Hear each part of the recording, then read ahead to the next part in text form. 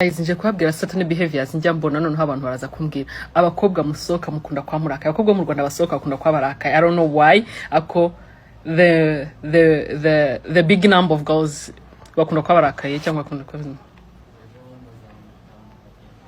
guys like hari ahantu mamumeze like murimo kwitimidating umuntu wese na muntu washobora kuza kwavugisha. Sasa iyo ni habit ku bakobwa. Reka niruka nkengere ku batipe. Atipe bameze like mashakure ko mudashaka kureba like be bold like urebe gutyo umuntu shinduki urebe undi biro no mutumera nk'abajura. I don't know you guys mutumera nk'abajura n'abakobwa like abakobwa bari muri like in their late 30s cyangwa like in their 30s murarakaye kandi everyone can tell like no muntu ni mukuru kwera kunarakaye. You need to be joy. Mujye muntu umukobwa ukuze ariko kuna kwa yishimye ubusa neza mashehi.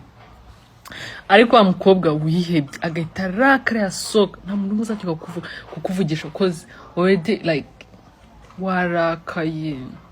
You guys need to be happy, live life.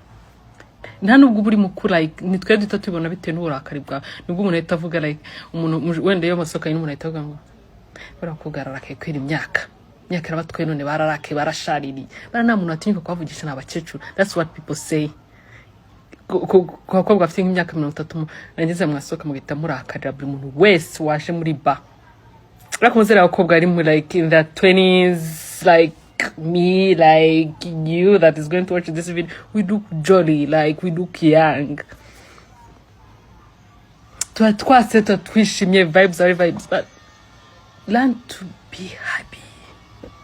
Akubwo mu Rwanda mwarakaye abatipe b'u rwose mananye bakunda kwicara nko ma corners like somewhere in a corner kuriyo na muntu mundi bakaba bameze nk'abajura tu.